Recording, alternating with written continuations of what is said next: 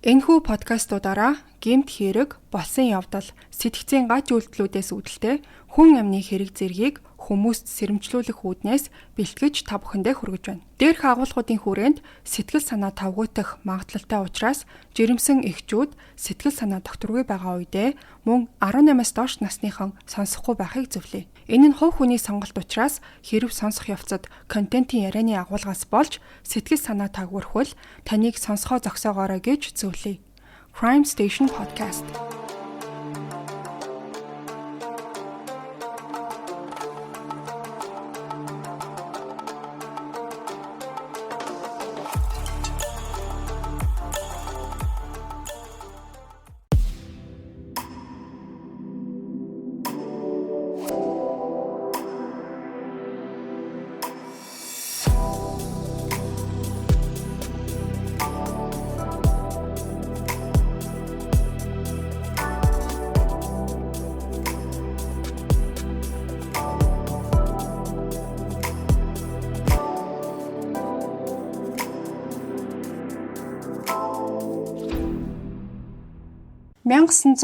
онд болж өнгөрсөн нэг учир бүтээтлэг хэргийг өнөөдөр та бүхэн ярьж өгөхөөр бэлдсэн байгаа. За энэ удаагийн түүхтэр Bobby Curley бас Joanna гэд нэртэй эмэгтэйн талаар түлхүү яригдах болно. За Bobby Joanna хоёроо гэрлээд 1 жил орчим болж байгаа. Bobby болохоор 32 настай. За тэгээ Joanna-гийн 4 настай охин Angela-тай хамт тийм ажилчдын амьдардаг хороолол Duplex байранд бол энэ гурав амьдардаг гэсэн юм байна. Bobby цахилгаанч хийдэг. Ер нь бол боломжийн мөнгө олдог байсан ч гэсэн тэдний гэр бүл баян чинэлэг энэ төр бол ерөөсөө байгаагүй.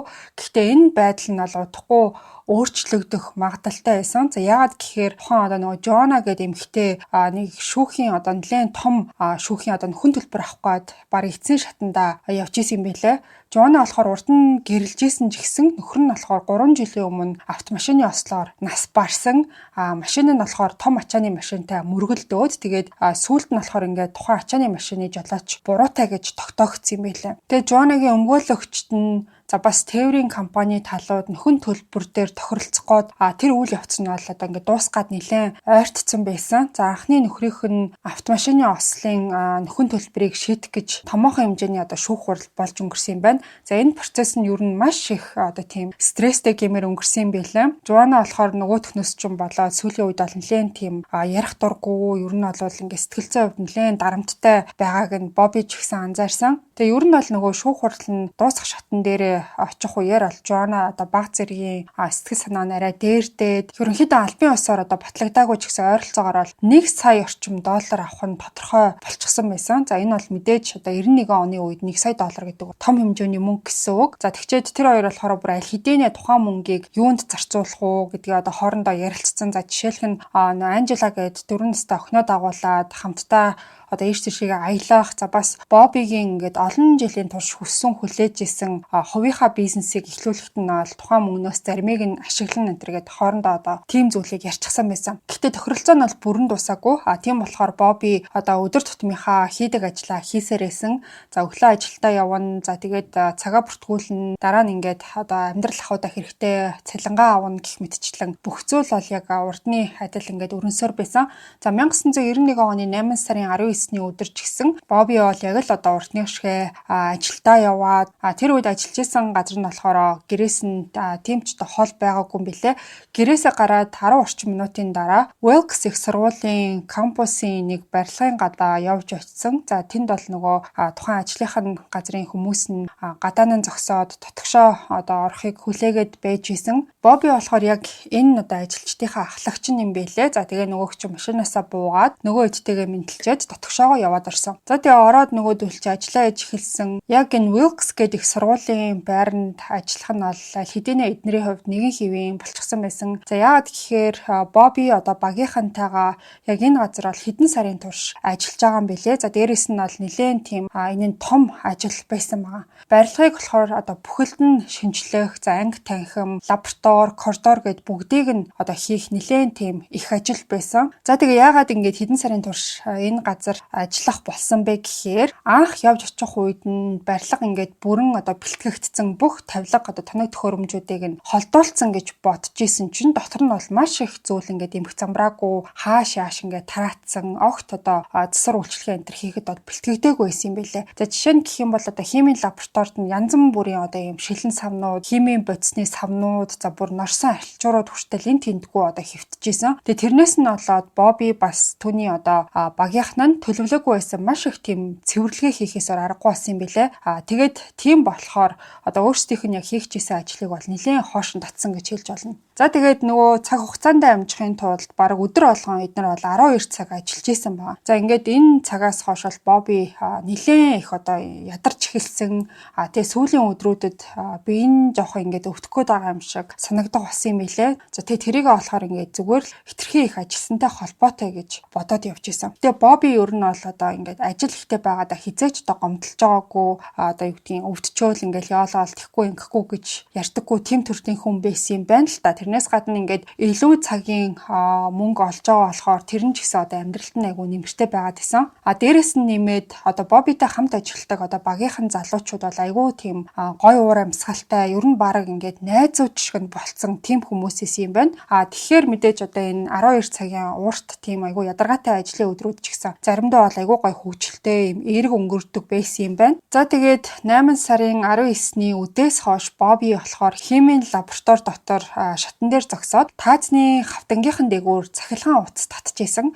Тэгээ байжсэн чинь өрөөний нөгөө талаас нэлээд тийм чанга дуу сонсогдсон юм байна. За тэгээ сайн анзаараа сонссон чинь одоо нөгөө багийнхан залуучууд хоорондоо орилдоод инээлдэд байгаа юм шиг сонсогдсон. Тэгээ юу болоод байгааг нь харах гад нөгөөдөг чинь шатнаасаа буугаад за тэгээд яваад очисон чинь бүгдээрээ нэг залууг бол тойроо зогссон байсан. За тэр нь болохоор Сами гэдэг залуу байсан. Сами болохоор бүгтийгөө зогссон ханиалгаад бүр ингээд нүлмаад гартаа болохоор Кока-Коланы лааз барьсан байсан. За тэгээ Роберт гэдэг өөр нэг залуу болохоор Боббид ингээд юу болсныг тайлбарласан байна. Хин нэг нь Самигийн ууж исэн Кока-Колаг нь өөр лаазаар солилцсон. За тэр нь болохоор ундаа биш хараа одоо зажилдаг тамхины юм шингэнээр дүүрсэн тийм лааз байсан. За энэ болохоор ингээд хоорондоо одоо маазарч байгаа ч гэсэн нэлээд тийм одоо хэрээс хитэрсэн тийм зүйл юм шиг санагдчихсэн. Гэтэ нөгөө талаасаа бол одоо яг энэ багийнхны хувьд иймэрхүү зүйл нь хідэнэ хэвийн үзэгдэл шахуу болцсон. Маш урт ажлын өдрүүдийг арай одоо хөгжилтэй болгохын тулд биенээ одоо иймэрхүү байдлаар чаддаг байн хоорондоо тоглоом хийдэг байсан. Тэгээ тэнд байсан бүх хүмүүс хоорондоо инээлтэл сайн мэж гэсэн өөрөө бүр амар инээгээл удаагүй Бобби ч гэсэн хамтдаа инээдэлтэй эхэлсэн. Ямар ч байсан уур амьсгалыг ингээд манай залуучууд маань сэргээж инда гэсэн тиймэрхүү бодолтой байсан маа. За тэгээ хэдэн минутын дараа нөгөө Самигээ залуучаа ханиалгахаа болоод хин ингэж сольсныг мэдж байгаа дараа нь би хариугаа авандаа гэж одоо ин хошигнох маягаар одоо хэлсэн байгаа юм л та. За тэгээд байж байгаад бол бүгдээрээ буцаад ажилдаа орсон. Бобби ч гэсэн тэр одоо өрөөнөөс гараад өөрийнхөө хийжсэн ажил руугаа буцаад очисон. За тэгээ шат руугаа нөгөөдөг чинь дээшээ авирж исэн чинь яг дунд хавьд нь очих үеэрээ гинэт одоо би энэ мухаараад ингээд дотор нь мухаараад ихсэн юм байна л да. Тэгээ ер нь ингээ яг нэг ханиад хүрх гээд тахаар хүний бие дотор ингээд нэг арцаагаад нэг жоох эвгүй болоод идэв штэ.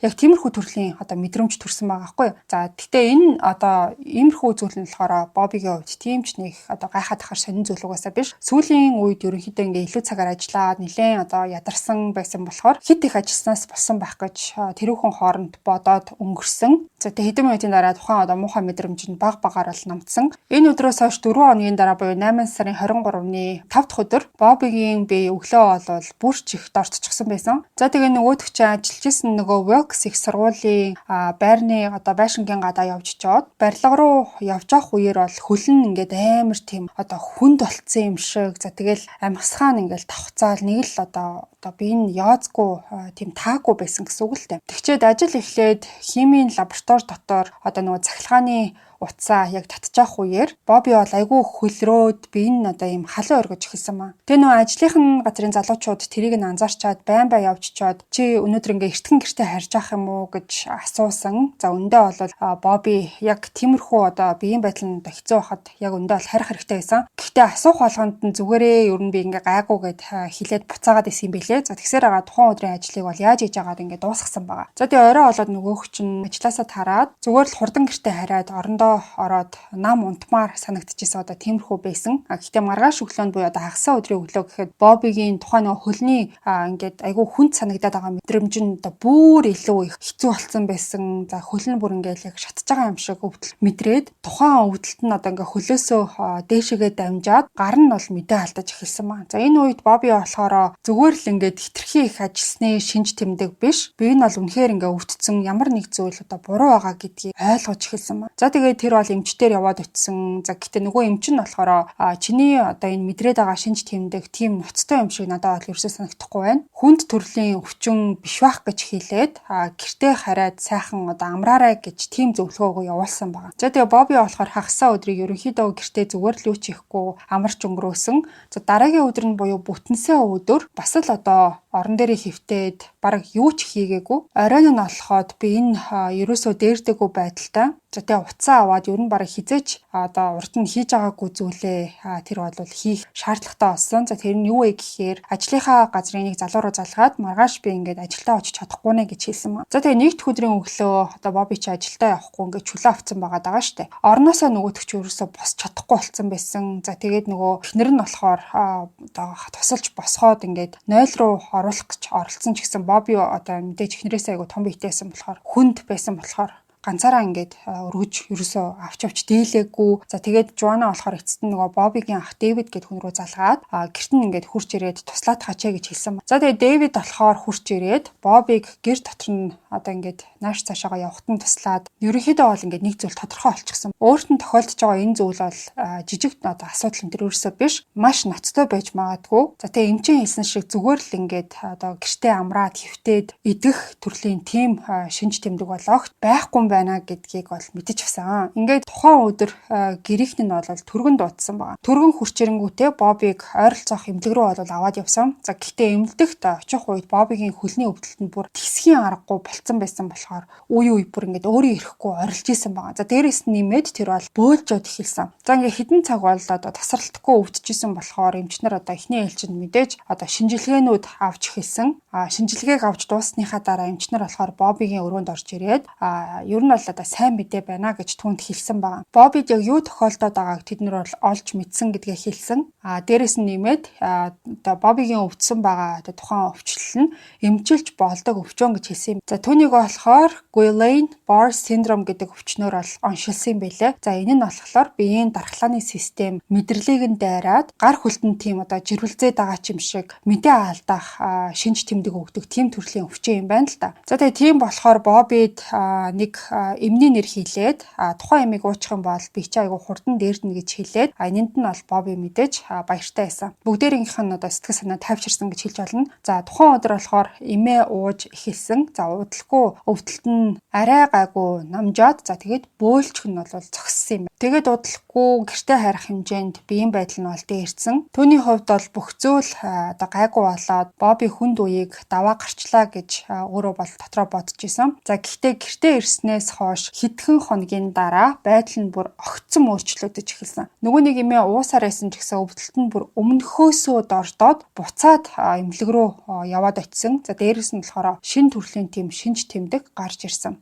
За тэр нь юу байсан гэхээр Бобигийн үс нь унаад эхэлсэн. 9 сарын 7-нд за өөрөөр хэлэх юм бол эмнэлгээс гарснаас хойш ойролцоогоор 7 хоногийн дараа Боби бол дахиад ингээд эмнэлэгт хэвтэх бүр шаардлагатай болсон юм байна. За гэхдээ тухайн үед болохоор эмчнэр өөрсдөө хүртэл баг зэргийн тийм одоо будилсан байдалтай болсон. Яагаад вэ гэхлээр ингэж одоо генет байдлаар хэмжээгээр ус унах нь болохоор түрүүний нөгөө хэлээд исэн Guillain-Barré syndrome-ийн шинж тэмдэг огт биш гэдгийг бол хэлсэн байна. Өөрөөр хэлэх юм бол эхний онш нь буруу байсан гэж тэд нэр үздэн. Хэдийгээр одоо нөгөө уугаараа гэж хэлсэн юм нь түр хугацаанд нөлөөлсөн ч гэсэн оншоо эхнээсээ буруу тавьсан байж магадгүй байна гэж үздсэн юм байна. Ингээд асуудал нь юу вэ гэдгийг эмчнэр ерөөсөө сайн ойлгохгүй байсан. Яг юу болоод байгааг хинч мэдэхгүй байсан гэсэн үг. Тэгээ дараагийн 9 хоногийн турш эмчнэр бол Бобид бүр дахин шинжилгээ хийсээр байсан. Ингээд энэ бүх хугацаанд Бобигийн өвдөлт нь улам бүр нэмэгдээд сүүлдээ бараг ингээд тасралтгүй нөгөө өвдөлт нь мэдрэгддэг болоод эцэст нь бараг ингээд ухаан санаа самуурах шахсан байдалд орсон юм билээ. Яагаад гэхээр нөгөө өвдөлт нь хэтэрхий их одоо хүнд одоо энэ тэсгэд аягүй хэцүү байсан гэсэн үг. Тэгээ сүүлдээ бүх шинжилгээ хийсэн эмчнэр нь одоо Бобби дээр хурж ирээд бас гэр бүлийнхэнд нь хандаад яг юу болоод байгааг бид нар мэдэхгүй байна гэд үннээ хэлсэн. Бүх хийсэн шинжилгээнүүд нь ямар ч тийм тодорхой хариу өгөөгүй. Тийм болохоор ингээд бид нар тусалж чадахгүй нэ гэсэн тийм зүйлийг хэлсэн байгаа даа.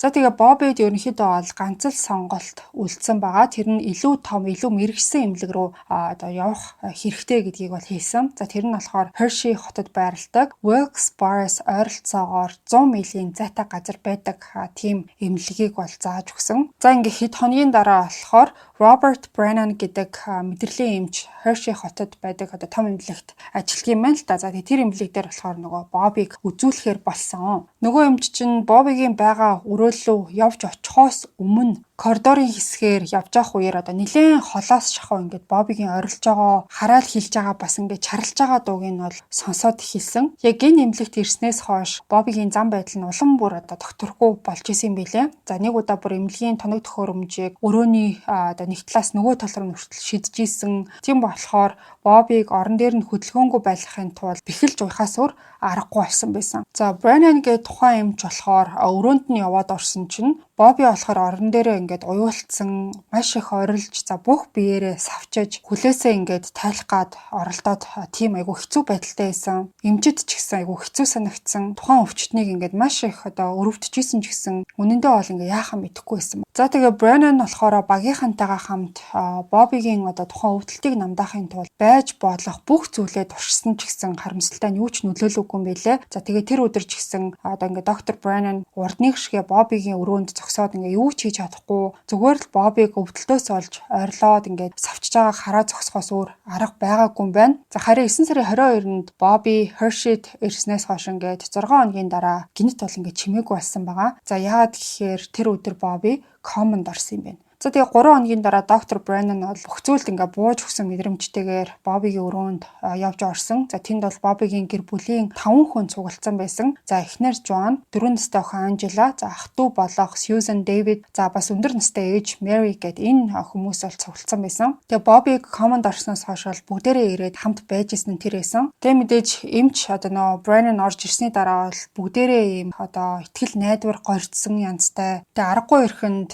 Brennan эмч гүнзгий амьсгаа аваад тэдэнд бол муу мэдээтэй гэдгээ дуулгасан. За тэр нь юу байсан бэ гэхээр сүүлд одоо нэг юм дахиад нэг шинжилгээ авсан юм байна л да. За тэр шинжилгээнийх нь хариу гараад Боббид яг юу болоод байгааг мэдсэн гэдгээ хэлсэн. За тэгчээд гэр бүлд нь болохоор Бобби thallium toxicity буюу thallium гэдэг одоо бодисны хордлохоор өвдсөн байна гэдгийг нь хэлсэн юм байна. Тэгээ ингэж хэлснийхэн дараа одоо Боббигийн гэр бүлийнхэн нь ямар одоо хариу үйлдэл гаргах болоо гэд ажигласан байдалтай байсан. Нөгөөдөл нь болохоор одоо яг энэ шинжилгээний хариуг нь бол ойлгохгүй байгаа юм шиг өөдөөс нь хараа зогсож исэн. За тэгээд Brennan үргэлжлүүлж тухайн зүйлээ тайлбарласан. Thallium гэдэг нь болохоор маш тийм одоо өндөр хоруу чанартай химийн бодис байдаг. За үнэндээ бол энэхүү химийн бодис нь хэн нэгэн хүнд хүрхээд, залгихад эсвэл бүр уураар нь амьсгалахад хүртэл хүнийг алах чадaltaй тийм одоо өндөр хоруу чанартай бодис гэдгийг нь бол тайлбарласан. За бас тэр бол Америкт энэ бодис нь маш тийм хатуу хяналттай байдаг. Бүр ахуйн хэрэглэнээс бүрэн хоригдсан гэдгийг нь бол хэлсэн юм байна. Өөрөөр хэлэх юм бол Бобби санаандгүй байдлаар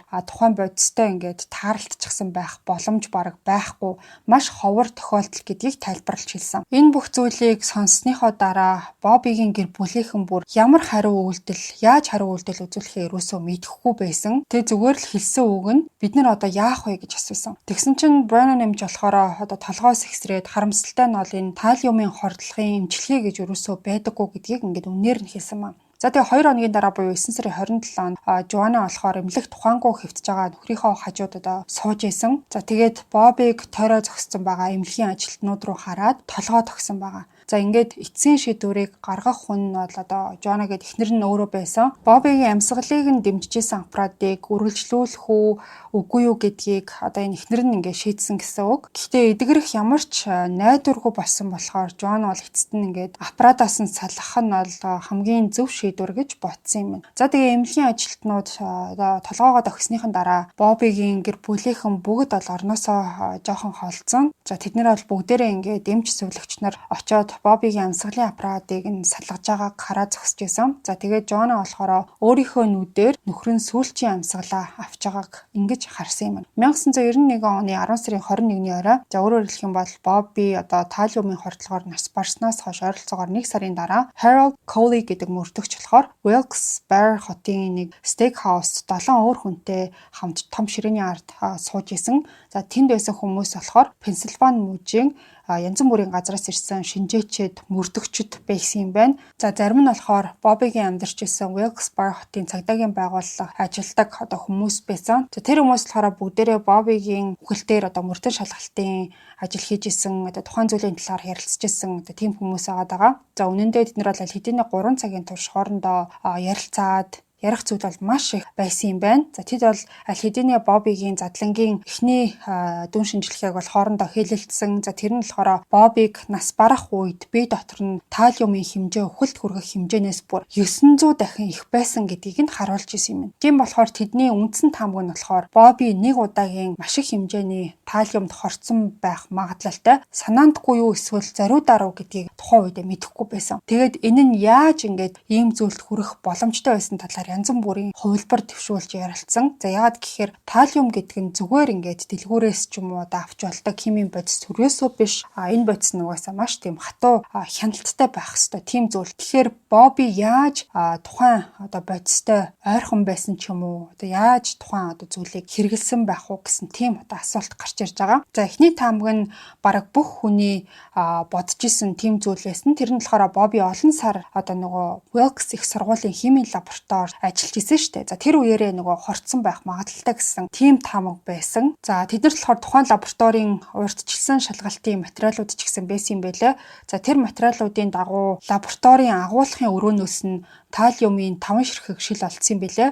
За бас нэг тавцан дээр хэвтчихсэн алчуур бас олсон. За энэ нь болохоор Боби анх удаа нөө явж чод түүний одоо багийнхан тэр чигтээ цэвэрлэгээ хийж эхлэх үед тэнд байсан байх магадлалтай тийм нэг алчуур исэн юм байна. Тэгчээд алчуурны хажуу талд нь гараар бичсэн нэг анхааруулга байсан. Тэрэн дээр нь болохоор ингээд талиумын алчуур хүрх юм бол өхнө гэд тэгээд бичсэн байсан юм байна. Тэгээд тухайн алчуур нь болохоор цагдаа нар одоо тэр мөрдөгчдөд бол нэлээд тийм эвгүй санагдсан. Ягаад гэхээр лабораторийг шалгаж эхлэх үед хүмүүс санамсаргүй байдлаар тэрэнд нь одоо хүрсэн ч юм уу, хүрчээд дараа нь хортсон юм биш үсттэй гэж бодож исэн маа. Гэхдээ дараа нь тэр алчуурыг шинжилгээнд явуулсан чинь талиум ерөөсөө илрээгүй юм байлээ. Лабораторийн гадаргуу бас агаар нь гэсэн цэвэр гэж гарсан юм байна. Тийм болохоор тухайн бичиг зүгээр л нэг ингээд хин нэгнтэй зөв тоглохгоо тоглоом шоглоомор бичсэн байх гэж үзсэн. За бас их сургууль өөрсдийн бүх талиумыг болохоор одоо бүртгэж авдаг тийм бүртгэлтэй алга болсон зүйл байхгүй гэдгийг бол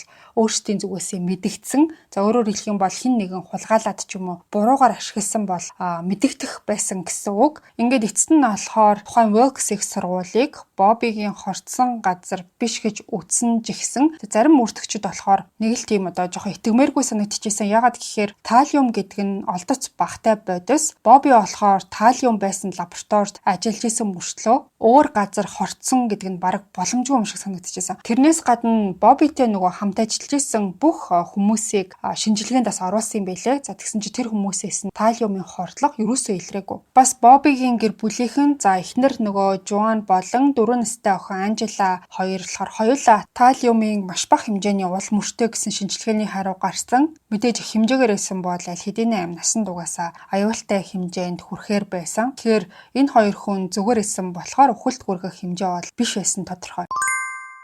Подкастын маань ерөнхий ивент тэтгэгч Skin Farm Clinic. Бидний арьс улирас солигдох болгонд ялангуяа манайх шиг агаарын бохирдол ихтэй орчинд өнгөө алдаж, элдв асуудал үүсгээд байдаг. За нар салхинаас үүдэлтэй асуудлууд ч гэсэн их байдаг. За энэ асуудлын шийдлийг Skin Farm Clinic олон үйлчлүүлэгчдийнхээ санал хүсэлт туршлага дээр үндэслээд 3 төрлийн membership хөтөлбөрийг энэ оноос санал болгож байгаа юм байна. Энгийнээр хэлэх юм бол таны арьсыг нэг удаа гой болгоод өнгөрөх биш, жилийн 4 улирал арьсны хэрэгцээ дэмжлэгээ үйлчилгээг тогтмол системтэйгээр хангах зорилготой. Завгүй явсаар агаад өөртөө анхаарал хандуулахаа мартаад эсвэл нэг дор өндөр төлбөр төлөхөөс татгалзаж арьсаа гаргуунд нь гаргах үе бишгүй тохиолддог. Харин танд хэрэгцээт эмчилгээ үйлчилгээгээ үнэтэй биш, үе шаттайгаар Skin Farm Clinic-ээс авах боломж нэгдэж байгаа юм байна. Урьдчилан мэдээлэл авах линкийг description хэсэгт оруулсан байгаа. За ингээд хэдүүлээ дугаар руугаа буцаад оръё.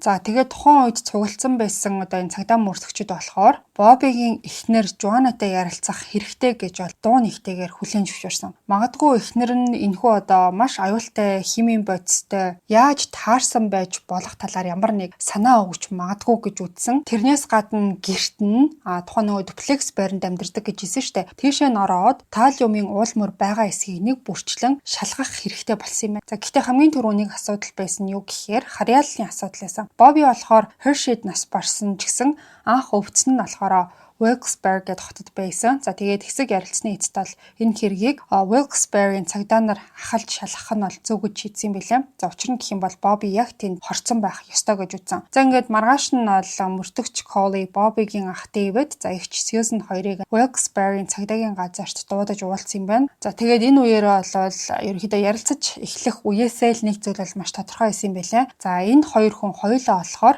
Бобигийн эхнэр Жоаныг болохоор маш их сэжиглэж исэн юм байлаа. За тэгээд Coley гэдэг нөгөө мөрдөгчд хэлэхдээ Жоаны болохоор сүүлийн хэдэн сарын турш Бобиг одоо ингээд өвдөхөөс ч өмнө нас барсны дараа ч гэсэн нилээд тийм хачин одоо зан авьяастай байсан гэдгийг бол ярьсан юм билээ. За тэгээд Дэвидийн хэлснээр бол Боби анх өвдөж эхлэх үеэр Жоана бараг юу ч хийж туслаагүй тэгчээд Дэвид рүү залгаад ирж Бобиг одоо ингээд тасарч өгөхийг хүссэн. Бобиг ингэж босгож одоо хөдлөхөд одоо эрт тийш нь өөр өөрөөлөө оруулахад хүчтэй хүн хэрэгтэй байсан гэдэг нь үнэн. За гэхдээ Дэвид явж чоод дээд давхрын өрөө Бобиг одоо ингэж түшиж өргөөд ариун цэврийн өрөөрөө явж явах үеэр бол Жоана доод давхар тохинтойгоо үлдээд тэднийг ерөөсө бараг тоогоогүй, ер нь бараг туслахыг хүсэж байгаа юм шиг ч харагдаагүй. Бүх зүйлийг бол Дэвид өөрөө хийсэн гэдгээ хэлсэн. За харин Сьюзен гэдэг нөгөө эгч нь хэлэхдээ яг би ингээд баттай мэдэхгүй ч гэсэн Бобиг аппаратаас салгаад нас барсны дараах Жоаныгийн байдал нь бол маш их тайвширсан. Тийм одоо бүх зүйл ингээд дууслаа одоо 50 болъё гэсэн тийм янзтай харагдсан талаар бол ярьсан. Coley болохоор энэ бүгдийг сонсоод гаднаа болохоор нэг тийм итгэж байгаа одоо ингээд ойлгож байгаа юм шиг харагдчихсэн ч гэсэн дотроо болохоор тийм ч сэжигтэй одоо үйлдэл сэжигтэй зан авир гэж бодоогүй юм билээ. За тэгээд жишээлх нь ингээд Дэвидийг буюу ингээд ахыг нь дуудсан нь өөрөө одоо Бобиг угаасаа хөдөлгөөд явж чадахгүй болохоор аргагүй ирэхэнд дуудсан. Тэрнээс гадна өөрөө ингээд 4 настай охиндоо болохоор хүүхдээ ганцаараа ингээд орхихгүй Бобигийн тийм хэцүү байгаа ч гэсэн охиндоо одоо харуулахыг хүсээгүй байж болно. Харин нөхөр нь ингээд нас барсны дараа айгүй тийм тайвширсан байдалтай харагдсан нь бол хүмүүс ер нь бол янз бүрээр одоо гашуудлаа өөр илэрхийлдэг. Тэгээд ч Бобигийн хөлт нь өөрөө маш тийм удаан хүнд процесс байсан. Тийм болохоор эцсүүлдээ ингээд тайвширсан юм шиг харагдсан байж магадгүй. Тэр нь болохоор ингээд баярсандаа биш зүгээр л одоо аимшигтай үе дуусаад Боби ингэж одоо эмчилгээгүй шаналж тарчилж бүх бие махбодороо өвдөжсөнөөс бүх зүйлийг дуусгасан дээр гэж тухайн хүн өөрийнх нь бодол за тий дараа нь гаргаж байгаа зан авь хүн хүнийх одоо өөр байж болно гэж үзсэн. За тэгээд Coley болохоор тэр хоёрын яриаг сонссныхоо дараа ярианы сэдвийг тэр чигт нь өөрчлөөд Дэвид Сьюзен хоёроос болохоор ингээд Бобитай ямар харилцаатай байсан талаараа л асуусан. За тэд хоёулаа болохоор ингээд дүүтэйгээ маш дотн байсан гэдгээ хэлсэн. Насанд хүрсэн ч гэсэн байн хоорондоо уулздаг ерөнхийдөө бол ойрхон амьдардаг байсан юм байна. За ялангуяа Дэвид болохоор Бобитэй цагийг одоо их хамт өнгөрөөдөг, хамт загсанд явдаг. За бас Бобигийн галтгоог нь хамтдаа одоо засварлаж засвар хийсэн гэдгээ бол хэлсэн юм байна. За энэ болохоор мөрдөгч Coley-гийн анхаарлыг бол нэлээд татсан. Яагаад гэхээр тухайн одоо засварын ажил нь яг Боби анх өвдөж эхлэх үедээ бараг давтж байгаа юм шиг сонсогдсон байлаа. Яг холбоотой гэдгийг нь мөрдөгч Coley мэдэхгүй байсан ч гэсэн энэ зүйлийг ямартаа ч ингээд тэмдэглээд авсан. За тэгээд ийм байдалтай одоо тэдний яриа бол өндөрлсөн юм байна. За ингээд хэд хоногийн дараа 1991 оны 10 сарын 25-ны өглөө мөрдөгч Coley бас өөр 3 мөрдөгч Wilkes-Barre-ийн цагдаагийн газарт байцаалтын ширээний ард сууж байсан. За ширээний эсрэг талд нь болохоор Joanne за тэгээд өөрийнхөө өмгөөлөгчтэйгөө хамт ирчихсэн сууж исэн. За тэгээд мөрдөгч Coley тухайн үеэр бол яг ингээд Joanne гэдэг эмэгтэйг хохирогч уу эсвэл ямар нэг байдлаар одоо нөхрөө хордуулахад оролцсон хэрэгтнүү гэдгийг ялгаж чадахгүй байдалтай сууж исэн. Тэм болохоор тэр бол одоо Joanne гэдэг эмэгтэйг маш анхааралтай ажиглаж эхэлсэн юм. Ерөнхийдөө бол ингээд ярилцж явах үеэр энэ эмэгтэй одоо ямар шуган хандлага гарах нь гэдгийг анзаарч исэн гэж ойлгож болно. За ингээд өөр нэг мөрдөгч болохоор Жоанад хандаад нөхөр чинь анх хизээ яаж өвдсөн бэ гэдээ асуугаад эхэлсэн. За Жоана болохоор хэлэхдээ Бобби нэлээд удаан хугацаанд бүр хэдэн 7 хоног хэдэн сар ч яж магадгүй би энэ сүлдэж байгаа юм шиг тийм байдалтай байсан. Гэхдээ яг тухайн том шинж тэмдгүүд нь болохоор 8 сард эмнэлэгт хэвтгэсэн 7 хоногийн өмнө гарч ирсэн гэдгийг бол хэлсэн. За тухайн үедээ болохоор Жоана ч гэсэн нөгөө Боббитэй яг адилхан бодож исэн юм билээ л дээ. Зүгээр л ингээ хит их ажилласнасаа болоод ядарсан тэгээ жоохон амархаар ингээ зүгээр болчдөг жирийн нэг тийм бие махбодын ядарч туйлдсан байдал гэж ойлгож исэн байна. За тэгчээд би ер нь бол ингээ амьдралдаа таалиум гэж юу байдгийг ч бараг мэддэггүй байсан.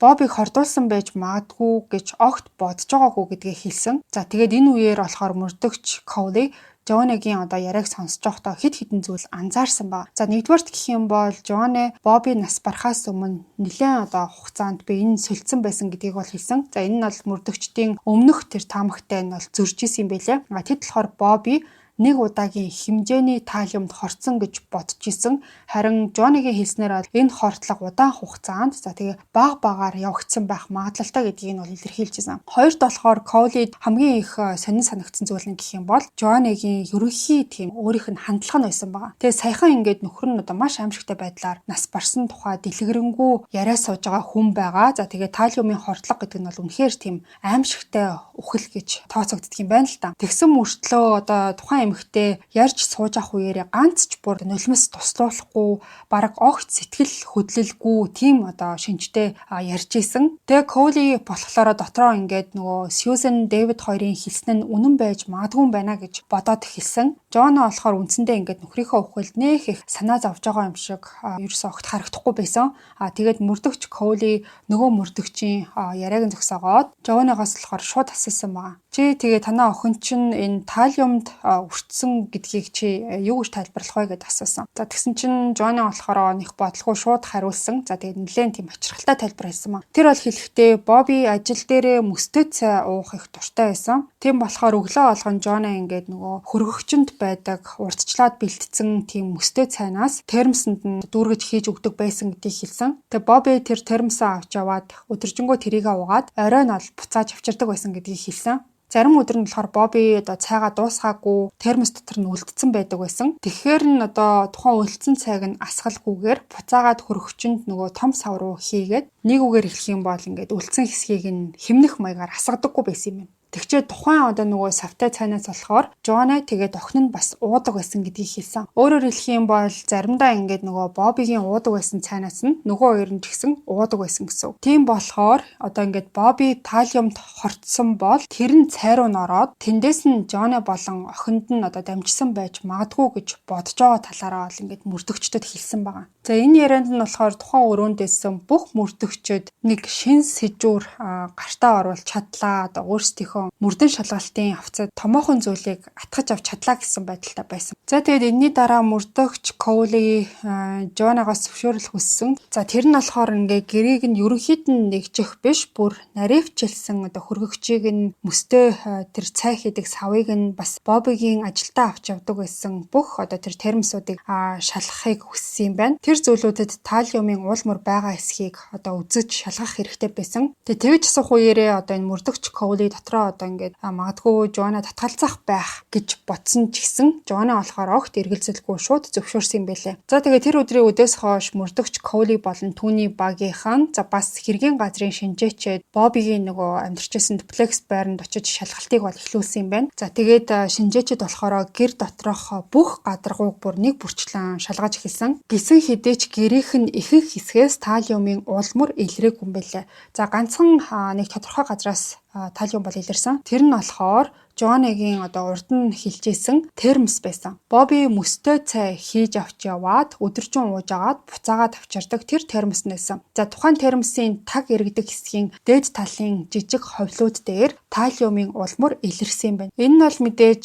тэдний хувьд маш том олдвор байсан. Яагаад гэх юм бол анх удаага таалиум яг хаанаас ингээд Боббигийн бэлдэн ороод хаанаас гарч ирж байгааг нь харуулсан тийм тодорхой зүйл байсан. Тэгээ бүр тухайн уул мөр нь яг ингээд Бобигийн одоо уудаг хэсэгтэр нь байсан баг. Өөрөөр хэлэх юм бол Боби талиумыг залгиснаар ууж хэрэглэснээр одоо ингээд бие рүүгээ оруулсан гэдэг нь тодорхой болсон. Урд нь бол энэ зүйл баттай биш байсан бол одоо ингээд маш тодорхой болсон гэсэн үг. Тэгсэн мөртлөө айгүй сонин заяа. Хөрөөгчөнд байсан мөстэй цайны том савыг шалгасан ч тэнд нь бол талиум ерөөсөө илрээгүй юм байлаа. За ингээд энэ бүхнээс хараад үзэхэд одоо тэр мөрдөгч Коули болоо одоо бусад нөгөө цагдаагийн ажилчид байгаад байгаа шүү дээ. Тэд нар бол анх ярилцж байхдаа нөгөө их сургуульд хорцсон байж магадгүй өнтер гэсэн тэр зүйлийг бол бүр ингээд ярианаасаа хасцсан тухайн газрыг боломжит их үүсвэр биш энтергээд үзчихсэн байсан. За тэгээ энэ цаг мөчөөс хойш дахиад тухайн газрыг шалгах хэрэгтэй юм шиг санагдаж эхэлсэн байна. За ингээд 7 сарын дараа буюу 1992 оны 5 сарын сүүлээр мөрдөгч Коули болохоор ажлынхаа ширээн дээр суудсан. За урдны ингээд 10 дугаар сараас хойш хийсэн бүх байцаал, lie detector тестийн тэмдэглэлүүдийг эргүүлж хараа сууж исэн. Тэгээд түүний багийнхан Бобигийн бүх одоо хамт ажилладаг хүмүүсийг нэг нэгээр нь дуудаж байцааж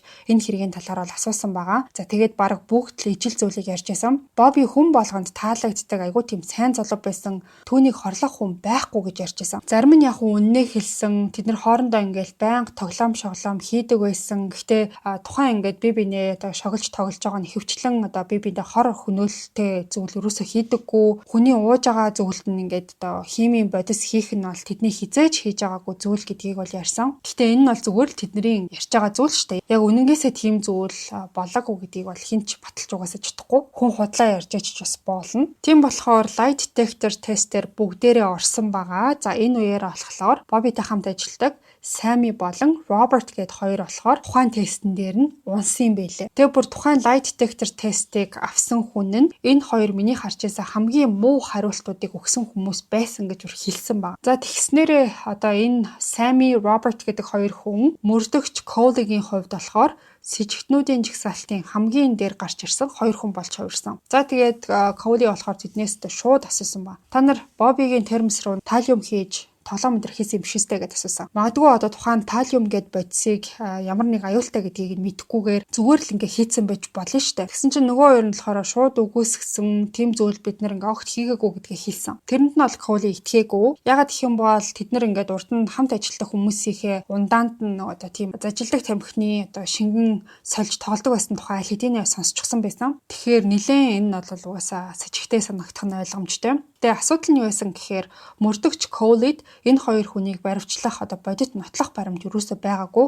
За ялангуяа их сургууль бол ингээд манай лабораторид байсан талиум бүрэн бүртгэлтэй байсан. Юу ч ингээ алга болоогүй гэж байнга хэлсээр байсан юм билээ. За мэдээж мөрдөгч Коули дотроо магадгүй их сургуулийн одоо ингээ яриад байгаа зүйл нь буруу ээж болно. Бүртгэгдээгүй талиум байсан ч гэж магадгүй гэж бодож исэн юм билээ. Тэглээгээд тэрийг нь батлах арга бол байгаагүй. За тэрнээс гадна мөрдөгч Коули болохоор Бобигийн эхнэрийг за тэгээд нөгөө Дэвид гээд ахыг нь ч гэсэн сэжиглэж исэн. Гэхдээ тэглээгээд энэ хоёр хүн тухайн одоо хортой бодисыг хаанаас олж авсан бэ гэдэг нь бол тодорхойгүй байсан. За эхнэрийнх нь тэр нэг сонин одоо зам байдал. Тэгээд Дэвид гээд ах нь болохоор Бобитай юу н одоо байнга ойр байдаг. Тим хүн болохоор ингээд сэжигтний тоонд оруулчаад байгаад исэн юм билээ. За ингээд чагсаалтанд сэжигтнүүд одоо байгаад байгаа ч гэсэн энэ хэргийг одоо илрүүлэхийн тулд цаашид бүр яаж үргэлжлүүлэхээ мэдэхгүй байдалтай одоо ингээд мөрдөгч Коули бол мухардалд орсон байгаа. За тэгээ байжсэн чинь прокурорын газраас болохоор Бобигийн үхлийн одоо тэр мөрдөө шалгалтыг зогсоох шийдвэр гаргасан юм билээ. Тэгэхээр хэрэг нь бол ингээд аль бие усаар cold case болсон гэсэн үг. За тэгээ мөрдөгч Коули болохоор эцэст нь одоо энэ хэргийг цааш нь задлаад илрүүлчихье гэхээр одоо ахиц нэлээд муутай байсан болохоор яалтчгүй одоо хавтас хэргийг нь хаагаад тэр чигт нь орхисон байгаа. За ингээд 1994 оны 8 сарын 1 өглөө за өөрөөр хэлэх юм бол мөрдөө шалгалт зогссон цагаас хойш 2 жилийн дараа мөрдөгч Коули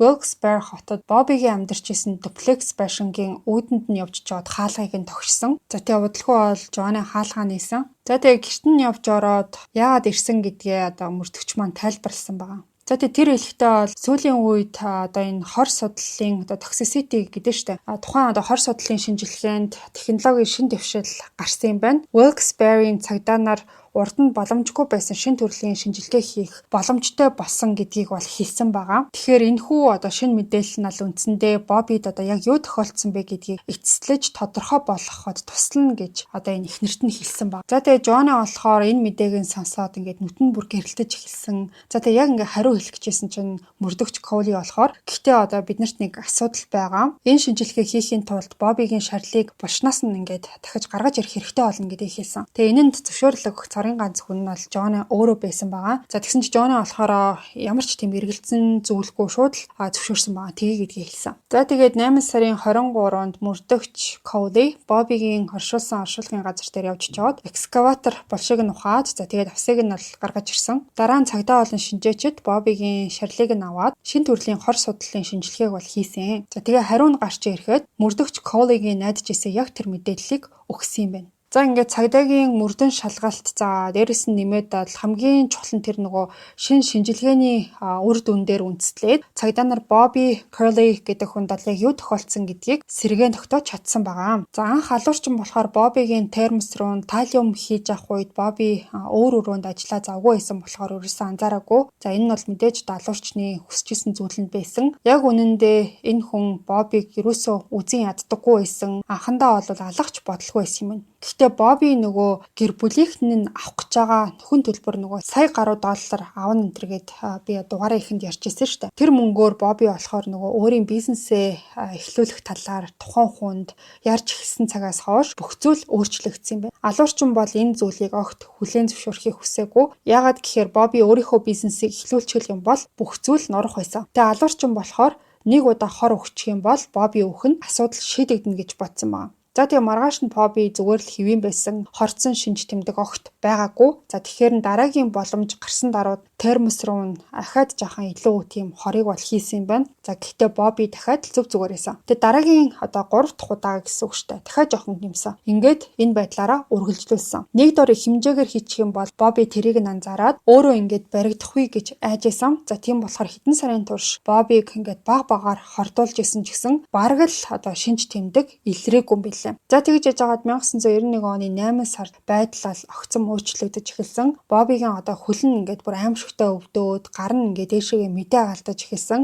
Тэгээд нэг дэх өдөр болохоор ажилдаа явахгүй гэж хэлэх үед нь алуурчин одоо л ингээд бүх зүйл эхэлж байна. Ингээд бүх зүйл дууслаа гэж бодсон маа. Гэтэ дуусаагүй байсан. За яагаад гэхээр Бобби бол эмнэлэгт очиж үзүүлээд нөгөө им уугаад нэг хэсэг хугацаанд арай гайгүй болцсон гэдээсэн шүү дээ. Тэр үеэр нь алуурчин одоо эмнэлэг дээр бүр явж утсан байгаа. Бобби эмнэлэгт унтчих үеэр нь орны дэргэд байсан уух зүйлд нь сүүлчийн буюу одоо маш их хэмжээний хорыг хийсэн. За тэгээ Боббиг сэрэхт нь энийг уучих гэдэг айгүй энгийн маягаар хэлсэн баг. Тэгээ нөгөөх нь ямар ч эргэлзээгүй тэрийг нь ууцсан. Яагаад гэхээр тухайн хүнд итгэхгүй байх тийм ямар ч шалтгаан угаасаа байгаагүй. За тэгээ тэр алуурчин нь өөрийнх нь эхнэр Joanna Curley байсан. Joanna болохоор Боббиг алхахаасаа бараг 1 жилийн өмнө баг багаар хордуулж эхэлсэн юм байна. Гэхдээ мөрдөгчд энийг нь болохоор шууд ойлгоогүй байлаа. Шин төрлийн хор судлалын шинжилгээ гарч ирсний дараа л яг хизээнээс хордуулж эхэлсэн гэдэг нь тогтоогдсон. За энэ шинжилгээ нь болохоор Боббигийн өссөн дээр нь шинжилгээ хийж одоо ингээд анализ дүгнэлт хийж ажилтдаг тийм одоо технологи байсан юм билээ. Хордох болгонд нь өссөнд нь химийн улмөр үлддэг юм байна. За тэгээд өс ургах явцдаа тэр нь аль цаг хугацааны дараалал шиг болоод яг хизээ одоо хор орсон гэдгийг харуулж идэг. Мөрдөгч Коули болохоор энэ шинжилгээгээр Бобби бол 1990 оны 10 сараас